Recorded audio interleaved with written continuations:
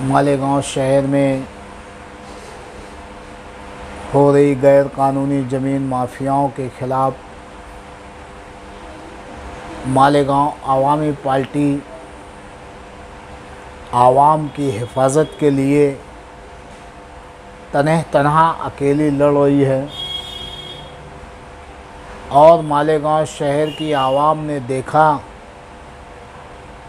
कि 4 साल से हम ये लड़ाई ज़मीन माफियाओं के खिलाफ लड़ रहे हैं। नगर विकास रचना को लेटर दे रहे हैं, सीएम को लेटर दे रहे हैं, माननीय कलेक्टर साहब को लेटर दे रहे हैं, कमिश्नर साहब को लेटर दे रहे हैं, सेंट्रल गवर्नमेंट के आला अफसरों को लेटर दे रहे हैं, श्री नरेंद्र मोदी जी को लेटर दिया हमने। आज मालेगांव आवामी पार्टी के मुतालबे पे शहर में हो रही गैर कानूनी 12-25 के टुकड़ों पे रोक लग गई।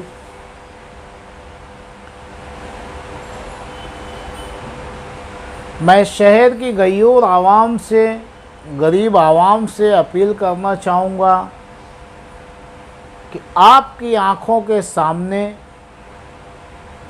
नदी को पाट करके 12-25 के टुकड़े बना करके बेचे जा रहे हैं।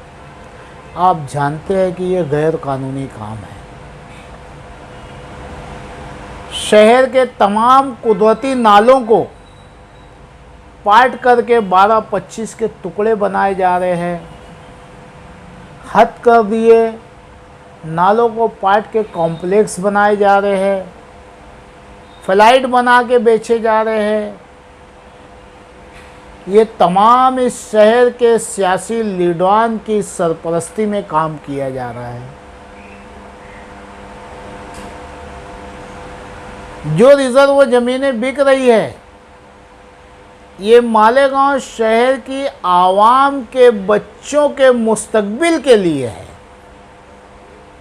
ये ज़मीनें जो स्कूल के लिए रिज़र्व है, जो खेल कूद के गार्डन के लिए रिज़र्व है, जो हॉस्पिटल के लिए रिज़र्व है, जो सब्जी मार्केट के लिए रिज़र्व है, तमाम